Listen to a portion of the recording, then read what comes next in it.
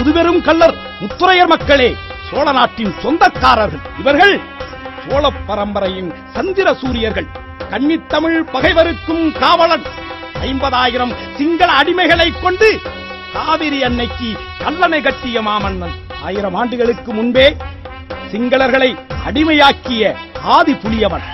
கங்கை வென்றார், கடாரம் வென்றார், கேரளம் வென்றார், ஆந்திரம் வென்றார், இமயம் வென்றார், ஈழம் வென்றார். கண்படுங்கிடமெல்லாம் கையகம் கொண்ட மன்னர்கள்.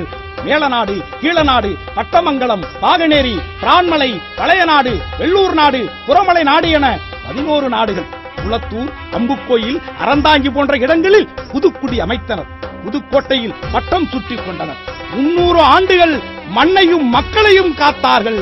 மண்ணோடு மக்களின் மானத்தையும் காத்தார். அரச பரம்பரை உலகை உணரவை 8 திக்கும் நம் புகழை பரவசை என எழுந்திட உலக தமிழனே ஒன்று கூடுவோம் வா.